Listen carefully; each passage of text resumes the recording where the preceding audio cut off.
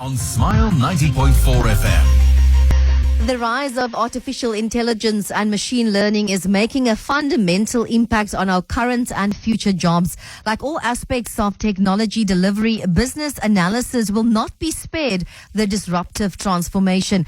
But is this something to be feared or to be welcomed?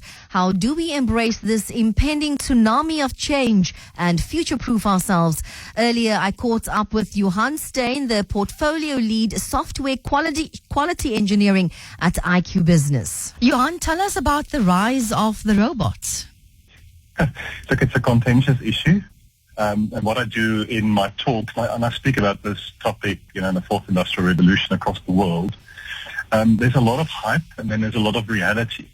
Unfortunately, our view of robots and artificial intelligence has been formed mostly by the media and in particular by Hollywood. So when I do my talk, I show a picture of one of these evil robots that you see in the Hollywood movies, and then I show a picture of one of these friendly ones.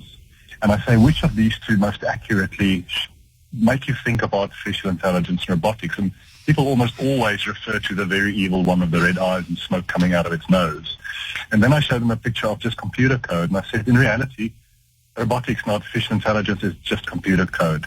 So the robots are rising. It's impacting our lives. It's impacting the way we work and so forth. It's a real reality and grow our businesses. And there's also a real opportunity to grow employment rates, even though that's the one thing people think is not possible with this new kind of technology. The world of work is also changing. Just tell us, how does that impact on it? Well, currently, if you're not computer literate, you are essentially considered to be illiterate. In the next few years, if you cannot program and code, to a large extent, you will also be considered illiterate. So, every organization is becoming a software-driven organization. We drive our internal processes by software. We manage and service our customers through software. It's all about software. So if we don't all have to become computer experts, we don't all have to become artificial intelligence engineers or data scientists, but in every field of knowledge work, this kind of technology is impacting us. So recently I spoke at a conference in Cape Town where it was all about finance, and there were a number of chief financial officers and chartered accountants.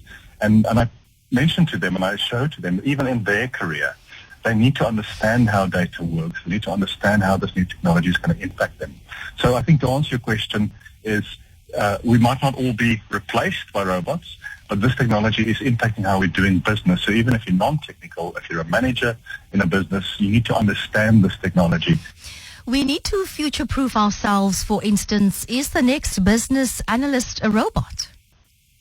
That was the title of my talk recently. And not necessarily, that's my answer. And again, at that conference with the business and analysis community, I said, your work, like that of everyone in the software development lifecycle, from developers, architects, software testers, and others, this kind of technology is impacting the way we work. There's a lot more automation coming in, and then I speak about what I call cobotics, which is where we use robotics and automation and artificial intelligence to work with us and make our jobs better. The ideal is that, in every job, there's a lot of admin and reporting and really just stuff we don't like doing.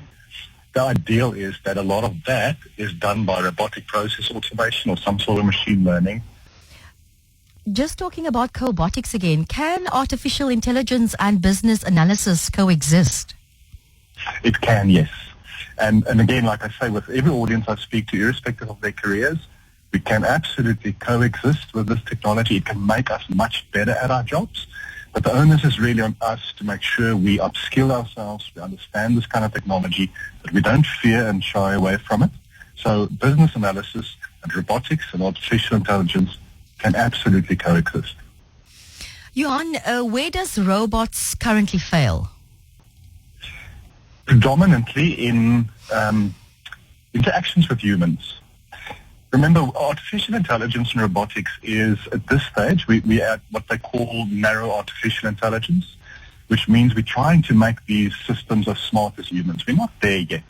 Next phase is the so-called general artificial intelligence, and then after this, the singularity or super intelligence, which is kind of the doomsday scenario that we've been talking about and that we see in the movies. But robots fail because humans fail. Robots and AI and automation is currently a result of how we think about it, of how we program it.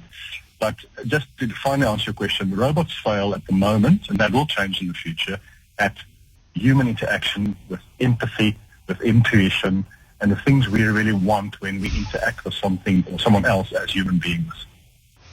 AI and robots, do we welcome this or do we fear this? I think most people fear it because of a lack of knowledge. And again, as I said, because of the way we've seen it in Hollywood movies and in the media. We don't really have a choice. It's already here. Everyone with a smartphone uses artificial intelligence and machine learning every day through the applications that we use on our phones. So we are already consumers of this technology. And we can decide to be like ostriches with our heads in the sand, but it's not going to change the world, and it's not going to change the great speed with which this technology grows. I read a quote the other day which made me think. I can't remember who the author was, but the quote read, "Artificial intelligence will eventually destroy us, but in the meanwhile we can build some great companies." Yeah, that's a good one. Johan, how do we embrace this impending tsunami of change? Upskilling, reading. There's so many great resources online. There's obviously a lot of bad resources. Pick the right resources, but it's reading, it's going to seminars, it is, but from the base attitude of, I'm not fearing this, I'm going to embrace this. This could make my life better. It could help me make a lot more money, could help me work smarter. So from that standpoint, if you really investigate it, if you speak to the right people, if you speak to the people in your organization, maybe your IT department or somebody else, how are we changing? What is our strategy?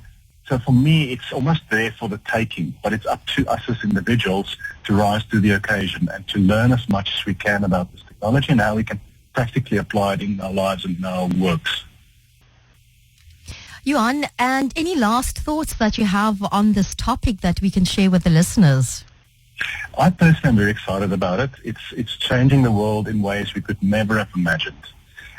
It's got so many great benefits, like especially in the field of healthcare, but it also has very bad potential applications like weaponization of AI and the like. So my view is just it's here to stay. It's going to change our world in ways we can never imagine, and we can embrace it, and it can serve humanity. If we manage this right, it can serve us and not destroy us. Johan, thank you very much for your time. Thank you for the opportunity. Okay. Smile.